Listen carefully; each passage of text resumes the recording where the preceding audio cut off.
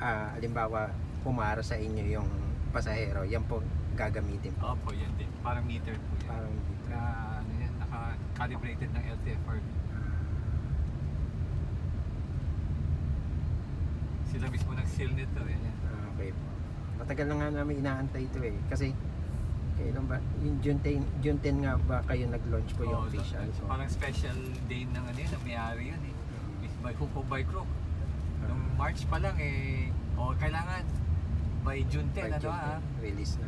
Launching na. Mo, kabibili pa lang ng lupa, tatayo mo ng building, lalagyan mo ng semento, lalagyan mo ng mga charging station, talagang paspas. Saan po kayong nag-charge po? Sa depot namin sa Caloocan for now. Ngayon maglalagay kami sa Las Piñas, din sa Taguig. Pero just in case po, halimbawa bigla kayong natigilan, malolobat na. Paano po ang... Pag nalobat ka, kasalanan mo yun. Meron kaming parang bed na tow. I-aakit sa bed kasi bawal ito itulak eh. So itatawag niyo po sa... Itatawag niyo sa helpline. Ngayon, after some time, iuwi sa iyo to kasi 2,500 units kami eh. 279 pa lang ang drivers eh. Madami pang kailangan sir. Pa, sir. Kaso hindi basta tanggap kailangan sasalain pa talaga. Ano po ba ang requirements bukod sa professional license po? NBI clear yung mga typical sa employment. Ano po? Kayo po, tingin ko matagal na rin kayo nagdadrive po eh, di ba? Saan? Ano pa ako eh? Anong gusto you mean yung professionally? Oo, matagal na. Kasi since nakita nga namin to, tapos may nagbablog din na marami nag-a-apply. Si Motovlog ba ikaw? Ako po, yung nakita ko po sa YouTube po. Ka-patch ko yun, ka-team ko pa. Ka-team niyo po, ayun. sabi ko,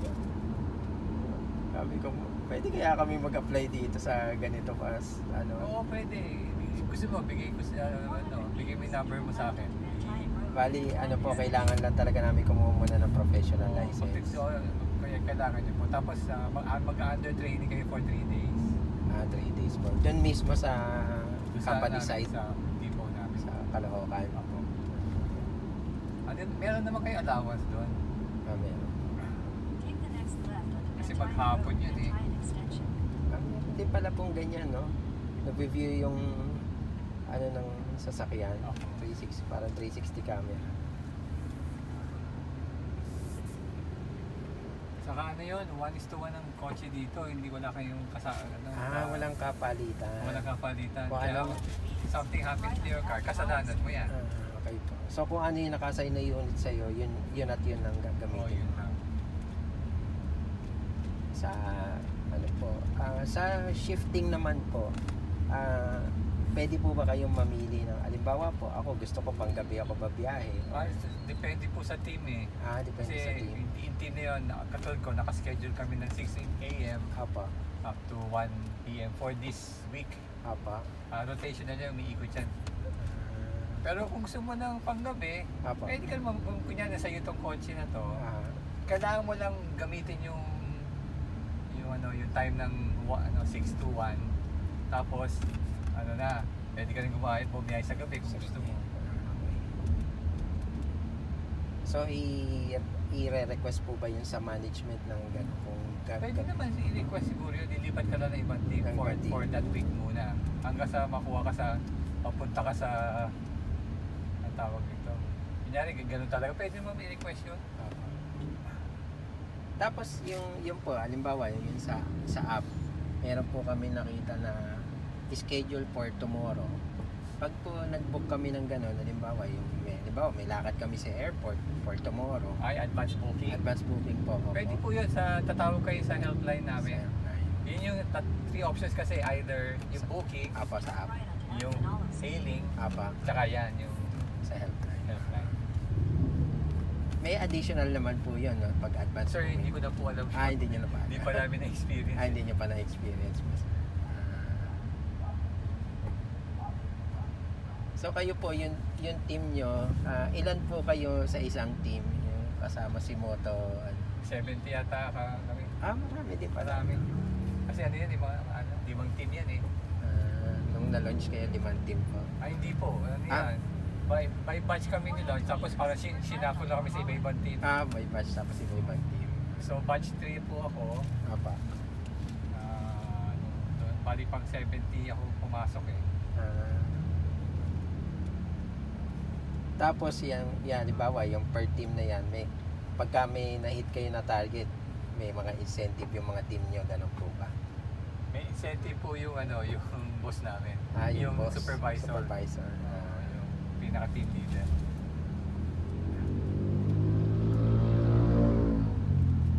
Mabait naman yung team leader namin si Jello. Bata pa nga mas bata pa sa akin.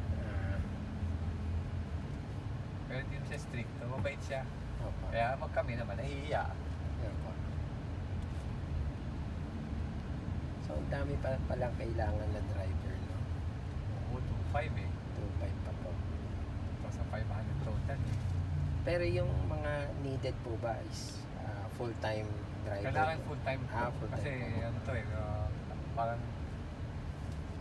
trabaho talaga. May sweldo. May sweldo talaga. Hindi siya parang part-time. Advantage namin sa Grab, wala kang binabayarang monthly sa kotse mo, wala kang maintenance. Diba? Opo. So just in case, halimbawa, after 2 years, merong kailangan palitan dito, company na ang bahala po. Every week, ni-inspect yan. Okay. Kunyari, di ba, nasa bahay mo yung sasakyan. Opo. Sa day off mo, dadali mo yan sa depot. Okay po. Tapos sila mag-inspect yan sa Overall. yung mga fluids niya, everything. Lahat parang PMS. Opo. Tapos yun, kung wala kang iintindihin, pagdating mo sa Monday, o kaya Sunday ang day off mo, pagdating mo sa Monday, ayos na yung kotse mo, naka-ano na, ready na yun.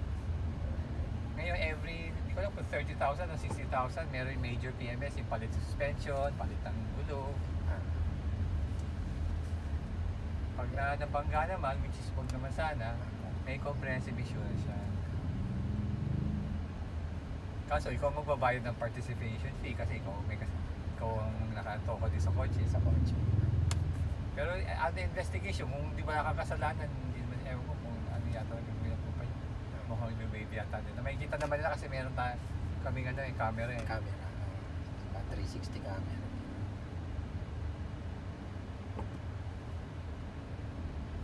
Overall, saan yung pinakamaraming concentrated po na vehicles? Makati BGC.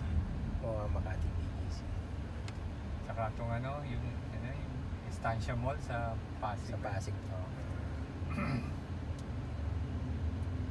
Siguro ngayon lang po kayo magagawin dito sa area namin. Yung nabuk ko po kayo. Naman. Hindi. Nakapaghatid na rin po. Nakapaghatid na ako dito. Never ko pa na-experience sa Santo.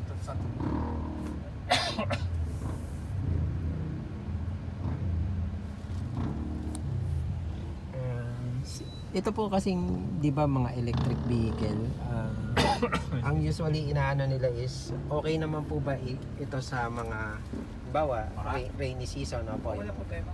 Mas nga siya mas ang tawag ito? Mas okay nga siya sa bahay dahil sealed ito eh. Sealed yung battery, sealed yung mga, hindi katulad ng motor, pag napasukan, mamamatay. Apo. Ito wala po.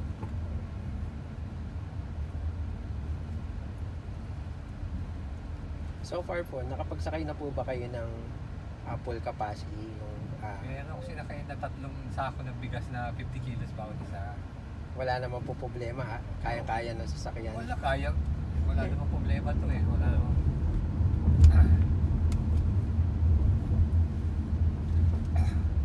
maano siya, matuling siya. Matuling po siya. Bueno, sabitin ko lang eh. Ano po siya? Eco mode pa nga eh. Naka-eco pa po yun, no? Opo. Kaya kailangan magangang tapak mo dito kung hindi makapaba, titilapong ka eh. Titilapong.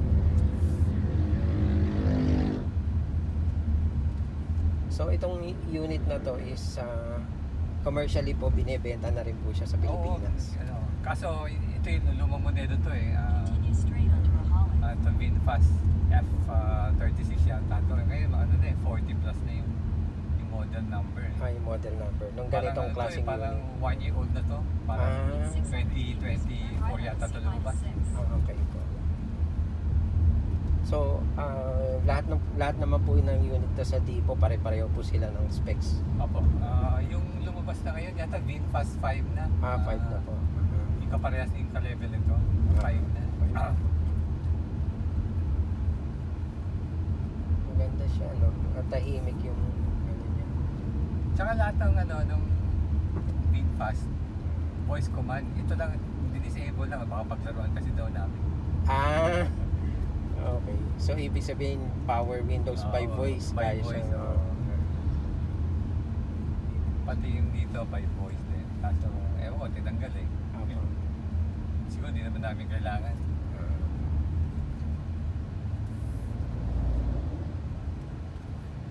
So, ano pala niya, kala ko kasi pag nalobat ka, pwede ka mag-charge sa gasoline station. Sa Depo lang po pala ang charging. Pwede ka mag-charge sa SM kung gusto mo. Pwede rin.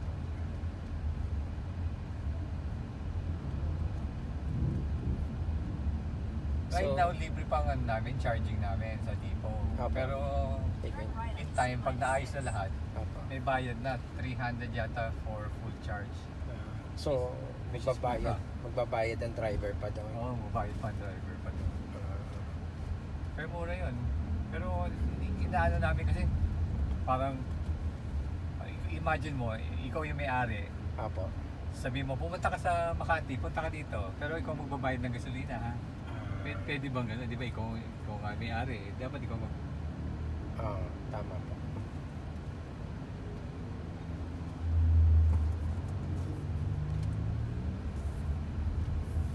Continue for 5 kilometers.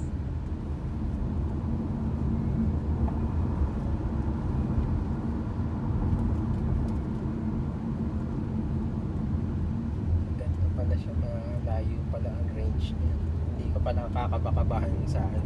Noong umpisa kinakabahan kami kasi dali maubos, pero ngayon hindi na. So, since nagsimula to, so halos ilang weeks na kayo, halos Noong last month, na kami, paikot-ikot lang. Tipong the dry run. Kasi tinitingnan namin yung ape, naglulo ko minsan eh. So, pag tumatakbo, sabihin namin, sir, ganito ganyan. Pero kami parang pilot testing. Pilot testing. Tapos, unti-unting, siyempre, mahal na pag mag-hire sila ng car, lift na din tawag yung truck na nag-carry ng mga kotse. Ang mahal eh.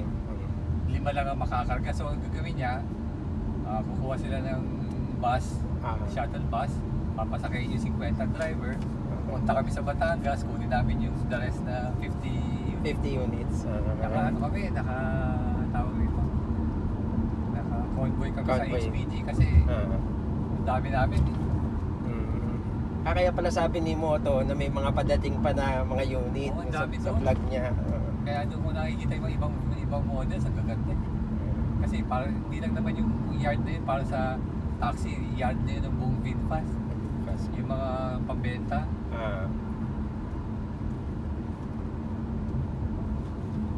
Ang lakas niyang umatak eco mode pa po.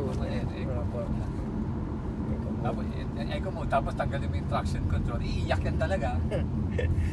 Ganda pala ang hatak ng EV. Ngayon lang ako nakasakay ng full EV talaga eh. Yung mga iba kasi is hybrid. Kadalasan pag hybrid, yung primary niya kasi is yung gas eh. Ganun ba? Unless na yung kasi meron po kasi di ba yung may selector. Yung nasa sakyan ko is yung Ertiga hybrid. Gas po ang primary niya eh. Tapos electric na after. Ga-activate lang yung electric niya. Depende po sa capacity ng battery. Hindi po siya yung nasa-select. Pero may iba yata so pag pag bumababa na yung battery, mag-activate na yung gas na yung activate na sa.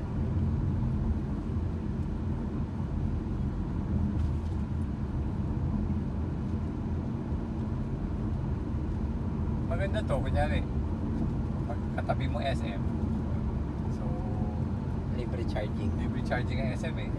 So, yung kung normal driving ka, normal abutin ng 3-4 na araw bago ka mag-charge na libre ulit. So, di ba, wala ka ng gasolina talaga. Ah. Literally. May pinakamula dito yung VinFast na parang Jimny. Parang jeepney po. Mas malaki ng konti sa Jimny. Electric din, 700 plus lang. 700 plus. Pero ito po, since EV siya, ano po bang recommended na percentage ng battery bago kayo bumalik sa depot para mag-charge po kayo? Ilang percent? 20. 20 po. Pero hindi aabot ka kung saan, kahit saan ka man ng Metro Manila. Ano na yun may yun pasobra. Pasobra na po yan. Kasi ako dati doon, 14% eh. Umabot pa ako sa, sa depot, sa depot na 6%. 6%. Recommended is 20.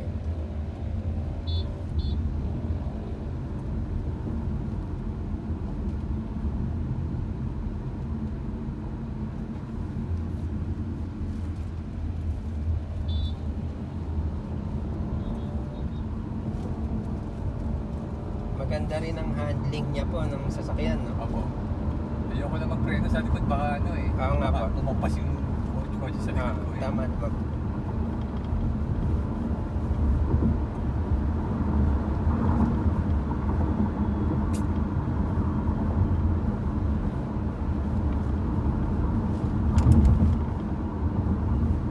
Naabutan ko dati to, lubak-lubak. Grabe.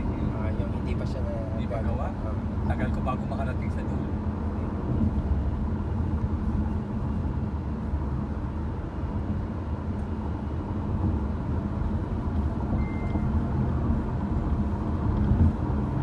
Ay, ito labas natin Muntinlupa na ba? Tama ba?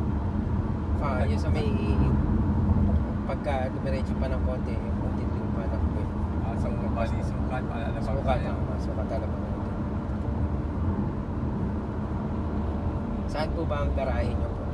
Kaloocan eh. Kaloocan. Mamaya pa ako magaray, mga alas 3, alas 4 pa ako. Hindi ko pa time. So, 8 hours. In 600 meters, turn left onto MLK Sun Avenue. So, ganong katagal po ba ang charging nito? Ano lang, 40 minutes to 1 hour lang. Pag yan talagang full charge, yung 100%. Apa. Ayun, mga ganun. 40%. Lang pala. Saglit lang. Pero recommended nila, halimbawa, dumating na kayo sa depot, magpapahinga muna yung sasakyan bago i-charge o pwede nang charge na May kagad. charge kagad. Pwede na i-charge na kagad. So parang cellphone lang din, no? Pwede na i-charge ka. Oo. Pero syempre, nakakapahinga dahil pipila ka eh. Okay. So far, walo lang Yung charging station. Charging station, pero puro ultra fast chargers lang yan. Yung may ginagawa ng walo na walong chargers. Pero ano naman, ang pila mo, siguro lang, antay ka na siguro mga 20 minutes. 20 minutes. Turn left onto MLK Sun Avenue.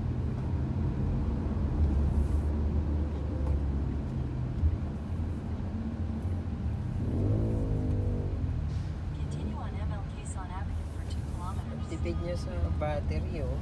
Parang 70 po tayo nagsimula, 68 pa lang siya ngayon. So halos 2% yun na ano sa kanya. Tapos winawalwal ko pa, di ba? Nakahalos 10 kilometers na tayo yata na na-travel. 2%. Tipid siya. Lalo na mas matipid pag taglamig. Yung kasi aircon mo, Yung aircon, mababa lang yung setting. Malakas kasi kumain ng kuryente yung Yung aircon. Pero auto climate control naman po yata yung Opo. aircon. Pag nakasetting sa 24 yan, naku, tipid-tipid. Super na. tipid. Super tipid.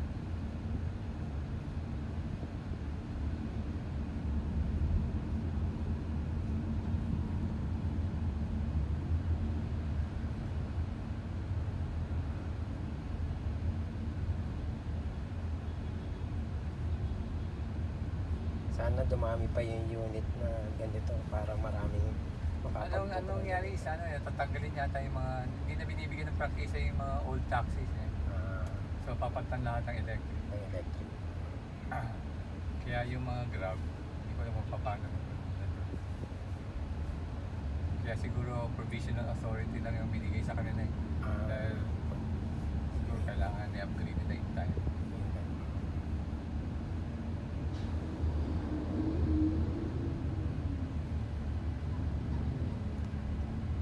Maganda tong ganitong electric. Yung meron na rin Grab electric eh. Kaso ano lang yata sa 30 lang yata ang units. Sinabi ko nga rin sa mga pinsan ko tong bagong ano eh. Kasi it's about time kasi sa Ring ibang QSM. countries eh ganito na eh. Ganito na ang gamit talaga. Buti na nga meron na nga Philippines eh.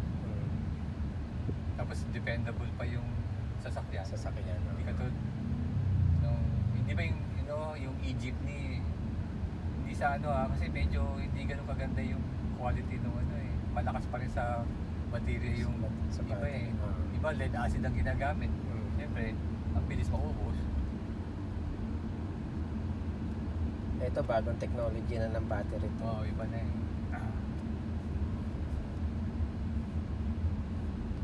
Ang galing nito. Ang galing ng Kaya mahirap pantayan kasi ang pwede lang tumalo sa amin either Toyota o kaya BYD magtatayo ng taxi company dito. Yun lang ikakatalo namin. So naka 3% lang tayo ng battery. Matipid siya. Pwede pala itong pamprobinsya talaga. Umaabot na. Ano na pag nakabit yung 15,000 charging stations namin sa buong All over, Philippines. So, 15,000 ilalagay eh. Sa mga gas stations, sa mga bangko kasi ka-affiliate namin ng East West, Maybank, Okay. Petron, saka Phoenix.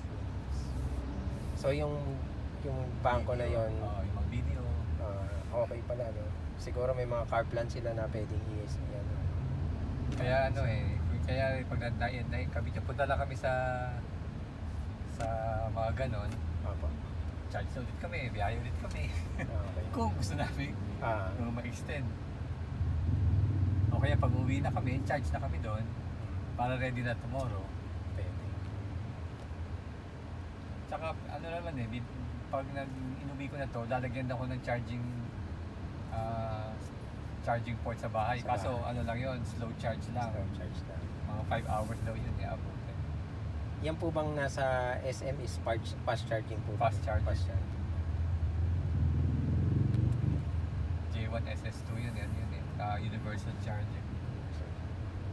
Hindi ganun ka-fast nun sa namin sa depot Sa namin. depot. Pero pwede na. Pwede. Mga siguro 1 hour yun. 1 hour na. 1 hour 20 minutes. Pero yung pina-plug in na charger, slow charging yun po yan. Yung, Ito plug-in po to. hindi, yung Sa bahay? Sa bahay po. Oo, slow charger charging. yun. Kasi pag fast charger, baka pumutok yung mo. Yung pagtadap. Yung, kasi di ba ang bahay, 100 amperes lang eh. Diba? Haba. Baka hindi kayanin. Kasi yung sa namin, sa bawat depot namin, 160 yun eh, yung malalaki. Definitely, hindi naman 160 sa bahay. Mga 40 lang amperes ang ibibigay, ang ikakabit na wiring lang, di ba? Wiring. Kasi 20 amperes yung sa ilaw eh.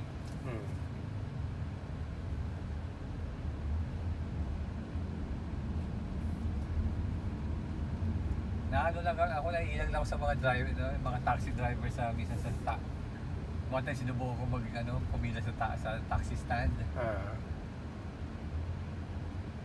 Tinatanong nila, yung mahirap ang pyesa niya, ganyan. Paano yan? Di sirain yan, gano'n. Hindi. Paano masisira po ang may-ari mismo ng kotse, ang may-ari ng taxi. Talagang inimbesan talaga to. Kasi sa Laos, number 1, sa Vietnam, number 1 na sila. sa Laos number 1, saka sa Indonesia number 1. Sila tinalo na nila yung tatlong countries na yun sa ni Grab. Talo niya Grab sa tatlong countries. Ngayon pumasok sila sa Philippines pang-apat na. Ang purpose nila talunin si Grab. Natutuwa ako sa ano nito eh. Tipid niya sa gasol sa ano eh, sa battery. Opo. Naka-experience na po kayo ng mga ano, yung parang mga maliliit na ano, na di baterya. Ayan, ang tawag nun. Yan yung e-bike. Yung mga gano'n, e-bike. Yung e-bike. Dumami na yung e-bike dito eh. Dati konting lang yung e-bike. Maglalabas din sila ng mga ano, mga bus. Ah! Yung may-ari dito, maglalabas magano nila mga point-to-point na Point to electric buses. Ayun, maganda yun. Tapos, maglalagay din sila ng mga electric na scooter. Para angkas. Parang angkas. Tatapusin muna nila to sa ano. Una to, tapos ano saan ba to? Sa Clark. Sa Clark. And then sa Laguna. Mm. And then sa Cebu. And then sa Davao. Ayun nga, nakikita ko yung sa mga comment na babasa ko. Sana meron dito sa Pampanga, sa Clark. Yung mga susunod ganon. patapusin lang tong ano. Sa Metro Manila. Metro Manila, then Clark na sunod daw. Sa Clark susunod. Talaga nakaschedule sila. Maganda to. Parang sila nag-pioneer ng EV taxi eh. Sa kanila nag ano eh. Oo, tapos ano, mahaba yung PC eh. Kasi multi-billionaire yun eh. Yung may-ari. May-ari.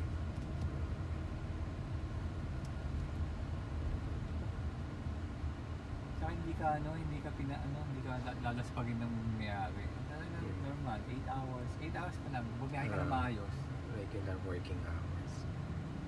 Nasa sa'yo na kung gusto mag-overtime. Oo. Iski na nga, isa lang ang biyahe mo eh. Ngayon, pag parada mo dyan, wala pumapasok, okay lang eh. May bahay, may sweldo ka pa May rin. sweldo pa rin.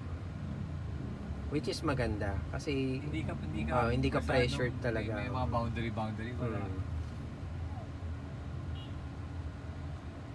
Kasi ano eh, hindi nangyayari talagang pagbuksan pa lang, taxi! Anak ng taro.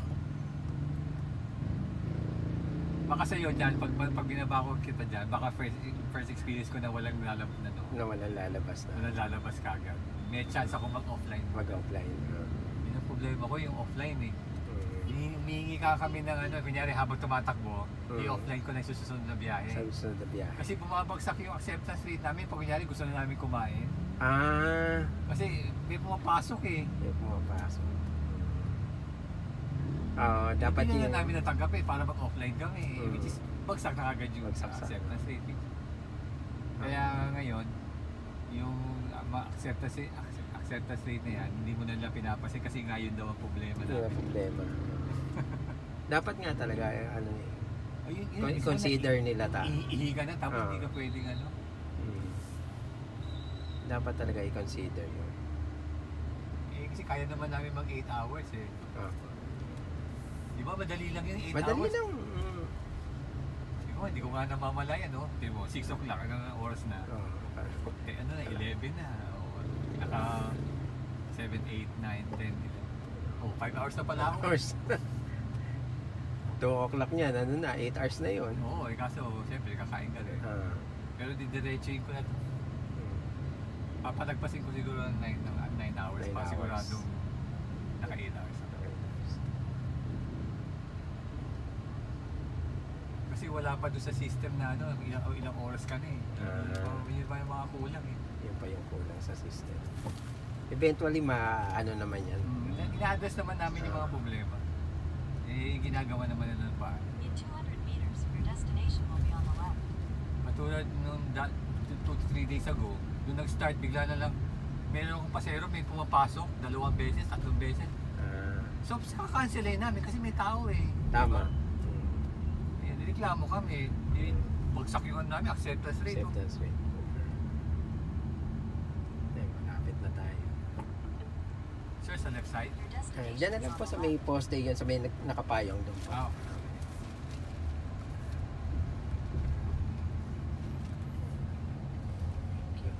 Pwede po QR, no?